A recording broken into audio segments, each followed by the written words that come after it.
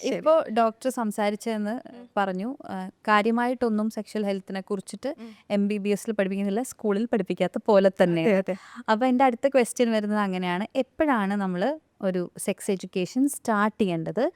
And അതിൻ്റെ ഒരു basics ഉം. എന്ന് പറയുന്നത് എങ്ങനെയായിരിക്കും? ബിക്കോസ് ഇപ്പോൾ യൂഷ്വലി ഒക്കെ സംഭവിക്കുന്നത് കുട്ടികൾ വന്ന് എന്തെങ്കിലും നമ്മുടെ അടുത്ത് ചോദിക്കുമ്പോൾ നമുക്കതിൻ്റെ ഉത്തരം നമ്മൾ പലപ്പോഴും ഗൂഗിളിനോട് ചോദിക്കുകയോ അല്ലെങ്കിൽ വല്ല തെറാപ്പിസ്റ്റിനോടും ചോദിച്ചൊക്കെ എങ്ങനെ ഇത് ഹാൻഡിൽ ചെയ്യണം എന്ന് പാരൻസും കണ്ടുപിടിക്കുന്ന ഒരു അവസ്ഥയാണ്. അതെ. അപ്പോൾ ശരിക്കും എങ്ങനെയായിരിക്കണം ഇത് വരേണ്ടതെന്നാണ് ഡോക്ടർ വിചാരിക്കുന്നത്? നമ്മൾ വിചാരിക്കും നമ്മൾ കുട്ടികളെ ഭയങ്കരമായിട്ട് പ്രൊട്ടക്റ്റ് ചെയ്ത് വെച്ചേക്കാണ് സെക്സ് എഡ്യൂക്കേഷൻ കൊടുക്കാതെ എന്നുള്ള രീതിയിൽ.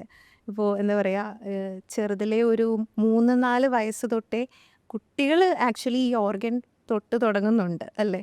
പുരുഷന്മാരാണെങ്കിൽ എസ്പെഷ്യലി അവർ യൂറിനേറ്റ് ചെയ്യാൻ യൂസ് ചെയ്യുന്ന ഓർഗനാണ്. യെസ്. അപ്പോൾ അവർ തൊടുന്നുണ്ട്. അവർക്കിത് എന്തോ ഒരു കളിക്കുന്നത് പോലെ ആയിരിക്കാം. പക്ഷേ ഇത് നമ്മൾ എത്ര പ്രൊട്ടക്റ്റ് ചെയ്ത് വെച്ചാലും കുട്ടികൾക്ക് ആക്സസ് ഉണ്ട്. ഇപ്പോൾ ടി വിയിൽ എന്തെങ്കിലും സോങ്സോ അല്ലെങ്കിൽ എൻ്റെ അടുത്തൊരു കുട്ടിയല്ല, ആള് വലുതാണ്. അത് പറഞ്ഞത് ചെറുതിൽ ഇങ്ങനെ അച്ഛൻ എന്തോ ഗൂഗിൾ ചെയ്ത് വെച്ചിരുന്നത് കയറി കണ്ടു, അങ്ങനെ സ്ഥിരമായിട്ട് കാണുമായിരുന്നു. ഒരു അഡിക്ഷനായി വന്നവരുണ്ട്. എന്താ പറഞ്ഞേ, അല്ലാതെ ഇമ്രാൻ ഹാഷ്മിയുടെ സോങ്സ് ആണ് തോന്നുന്നു.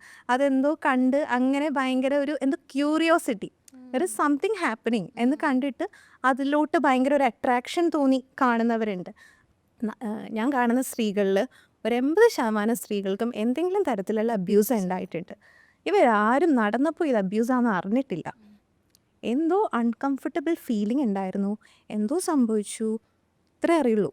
അപ്പോൾ നമ്മൾ പറഞ്ഞു കൊടുത്തില്ലെങ്കിൽ പിള്ളേർക്ക് അറിയില്ലല്ലോ. ഒന്ന് കംപ്ലൈൻറ്റ് ചെയ്യാനോ ഒന്ന് വന്ന് പറയാനോ. അത് പെൺകുട്ടികൾ മാത്രമല്ല, ആൺകുട്ടികളും അബ്യൂസിന് ഇരയാക്കപ്പെടുന്ന ഒരു നാട്ടിലാണ്. അത് മുതിർന്ന സ്ത്രീകളും മുതിർന്ന ആണുങ്ങളും ഒക്കെ ചെയ്യുന്നതാണ്. സെക്സ് എഡ് ഭയങ്കര ഇമ്പോർട്ടൻ്റ് ആണ്. അപ്പോൾ ബേസിക്കായിട്ട് നമ്മുടെ ബോഡിയിലുള്ള ഓർഗൻസ് എന്താണ്, ഇതെല്ലാവർക്കും ഒരുപോലെ അല്ല.